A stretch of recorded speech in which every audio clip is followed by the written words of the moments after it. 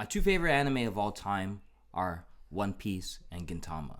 Gintama slightly above One Piece, but One Piece, if we were talking about manga, of course, then that shit just clears all fucking mediums.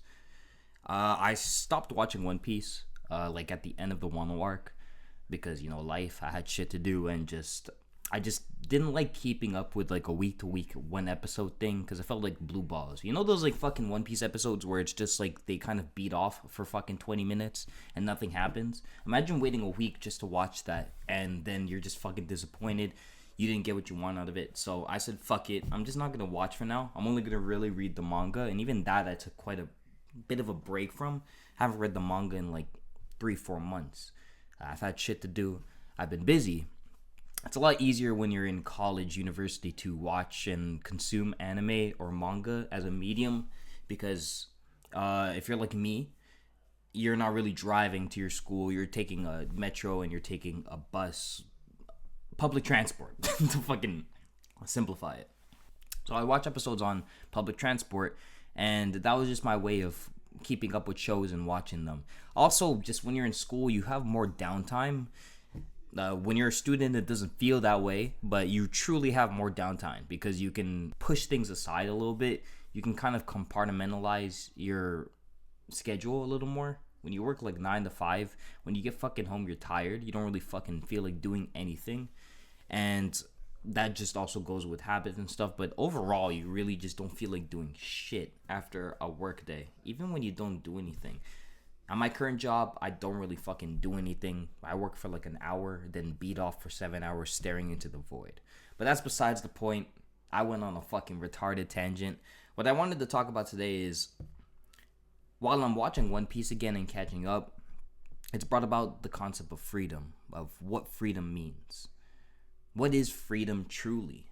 And how do we achieve it in this goddamn dystopia we live in? How do we achieve freedom? I've thought about it. I've been mulling it over a lot.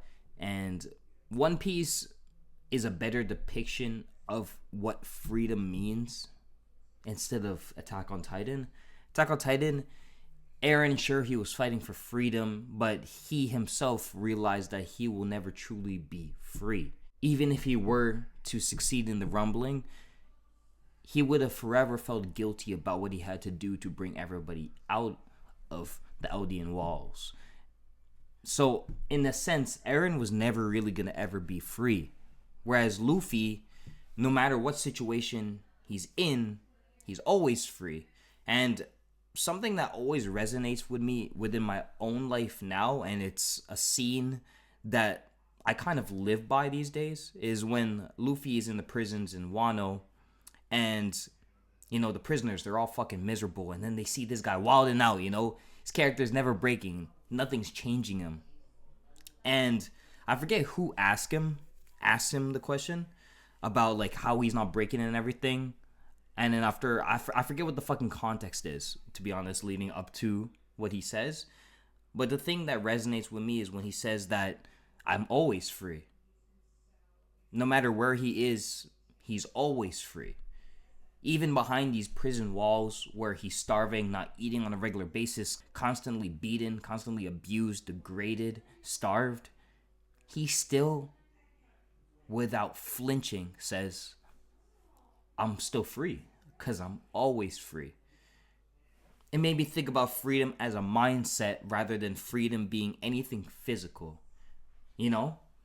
Freedom is not escaping to somewhere and then being free. Freedom is not leaving your job, making bajillion dollars and being able to afford your life. Freedom is really a mindset. And it's brought about another coinciding thought, which is ignorance is bliss. There's so many times in One Piece where like a lot of like the island side cast members that get brought along, like Rebecca in fucking Dressrosa, fucking Momonosuke from Wano, where they're like, they want to spew their guts out, they want to rant to him, and Luffy's like, I don't give a fuck about all that shit, I'm just gonna help you just because you're a friend. So in a sense, he's keeping himself ignorant of things going on. Of course, when he gets to Wano, he sees a bunch of fucking kids and people starving and shit. he can't turn a blind eye to that. But Luffy never wants to hear it full on right in like a sob story format. Even in Fishman Island, in that arc, he falls asleep when Jinbei is telling the story of Fisher Tiger. So Luffy is keeping himself ignorant because he doesn't give a fuck about any of that. Not in the mean sense that he just doesn't care about these people, but in the sense that no matter what, he's going to help them. Because he's already decided that they're friends. He's already decided they're people worth saving, they're people worth helping. So it's ignorance is bliss in a sense. I don't know if I'm stretching, no pun intended, the way I see this, but Luffy having this mentality of not wanting to hear these stories to reinforce him saving them or helping them is in a sense him protecting his freedom internally. Because I feel like, especially with today's society, the world we live in now, the more we read into atrocities, the more dystopian this world feels. That's why I called this a dystopian world at the beginning of this video. The more you engage with the world, well, mostly online, the more you engage with the world through an online format like your cell phone, the internet, social media, the more dystopian this world feels, the more fucked up and hopeless it feels. So many people are glued to their phones, and it's crazy to think we've gone full circle where, you know, our parents were like, it's always the damn phone. You got to get off the fucking phone. You got to live life. You got to go and look me in the eyes. You got to go and make friends, have conversations and stuff. And we've gone full circle to where people in my generation now are sharing that same sentiment about how we really need to unplug because it's not good for us, all this shit we're consuming. It's manipulating our internal concept of freedom. So many of us feel chained. Some of us feel hopeless, feel like there's no point in believing in a future, no point in even doing anything with our lives because we're no longer ignorant. You have to forcefully make yourself ignorant to actually be ignorant. And I know a few people in my life that really don't ponder deeply, like their existence, the universe, the world, why they're here. And it's not a coincidence that those people are usually happier than I am in the more general sense. I'm not saying that they don't ever go through hard times. Of course they do. Everybody does. But just the way they look at life, just the way that they interact with life, go about themselves, they just seem overall a lot more happy and as if they don't have as many mental blocks as I do. I'm always thinking, I'm always pondering, I'm always deep inside my head. I have a fucking couch laid up inside my goddamn mind and I sit in there for hours and it's not healthy. It's honestly actively been killing who I am. And it's only really in the last year or so I've been realizing that. I've lost a lot of great qualities and traits, or not lost them, but I've buried them deep inside my subconscious and it's hard to pull them back out because of me loafing around inside my brain. I've been living inside my own head more than I've been living inside my reality outside. I live inside my head more than I exist in the real world, and that's fucked up to say, and it's really something I had to grapple with. I just turned 27 today. It's my birthday. Happy birthday to me. It's crazy. I had to get a fully developed frontal lobe to finally understand it's not healthy to sit inside your own head because all you're doing is just creating scenarios, creating feelings, creating thoughts, and in a sense, it's almost manifesting them into reality. It's affecting you in the flesh. It's affecting the way you interact with people, the world, your surroundings. It's fucking you up. So, freedom is truly a mindset. It feels as if the more ignorant you are, the more free you are. Ignorance is truly bliss. They didn't lie when they said that shit. I think that's why I resonated with One Piece so heavy, because I love the philosophy of freedom. I love the message Oda tries to push with the concept of freedom, about being your true self and truly living with freedom internally rather than externally is how you achieve it. And it's the way I try to see life. It's hard Me being a realist at the core, it's hard to see life that way. I say I'm a realist at the core, but I'm also a romanticist. I'm so smack dab in the middle that I can't pick a fucking side. It's made me miserable. I love the beauty of nature. I love the world around me. I love just looking at a beautiful night sky and being mesmerized by it. A realist doesn't really do that. A realist will tell you that space is fake and that we're in a simulation. But I also have realist traits where I try to ground myself with my beliefs and my dreams, which is making me think that I'm more of a romanticist.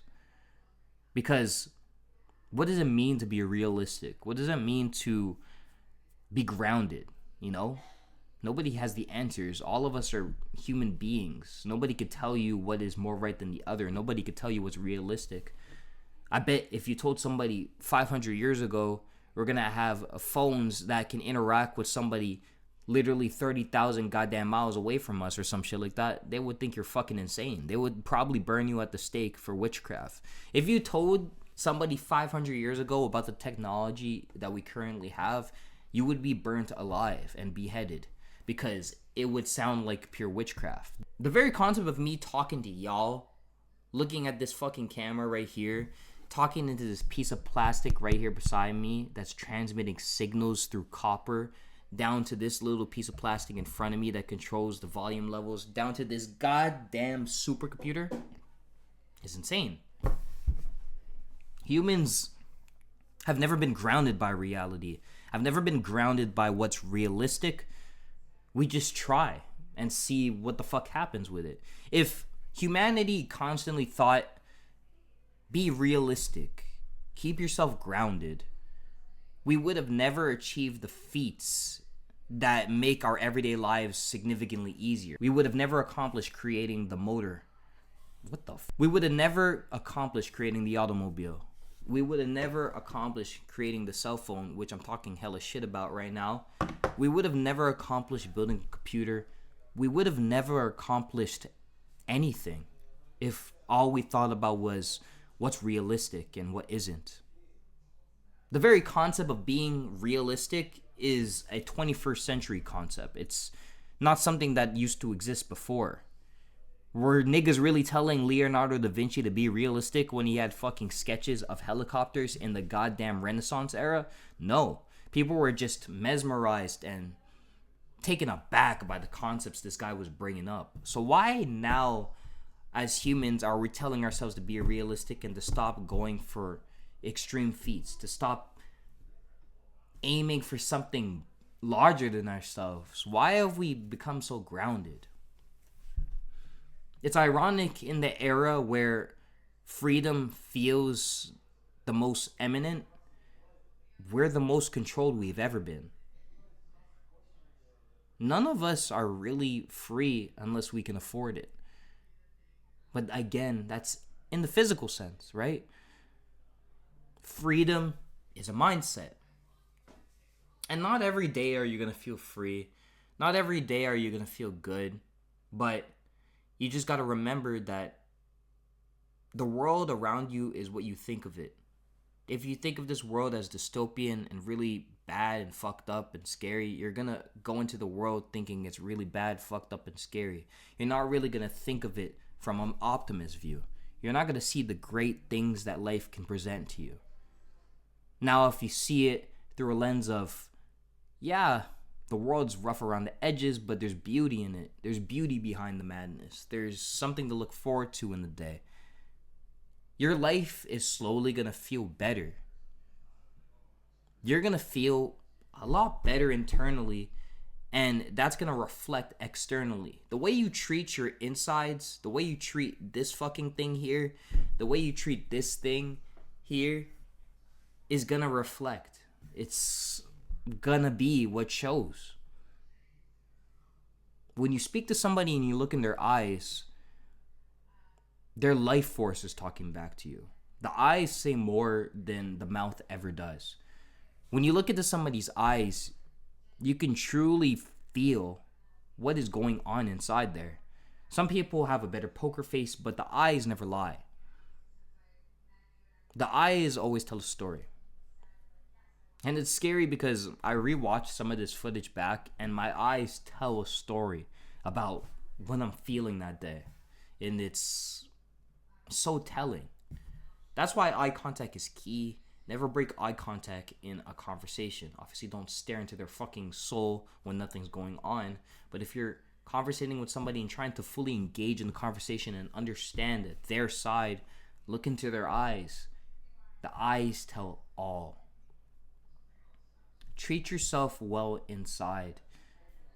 Whatever restrictions you're feeling, whatever prison you're living in right now, you can break out of it if you free yourself internally.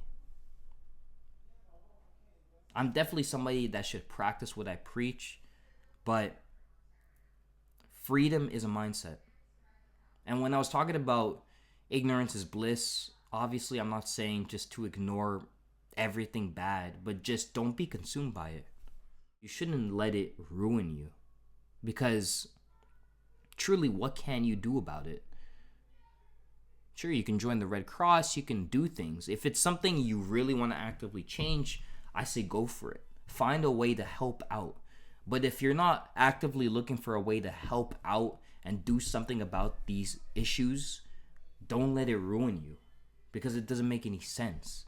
It's out of your control, and I'm a firm believer in not letting things out of your control dictate how you move. Most of the time, our movements are dictated by things we can't control, by people we can't speak to, by actions we can't stop. We become so involved in issues that don't require us. We put aside the issues in our everyday lives that we can fix, and they build up, and then they weigh on us. And then we wonder why, what's weighing on us?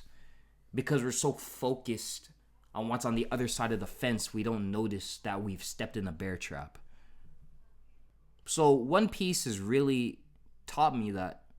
And it's why I'm happy I'm watching the anime again, because I lost that for a little bit.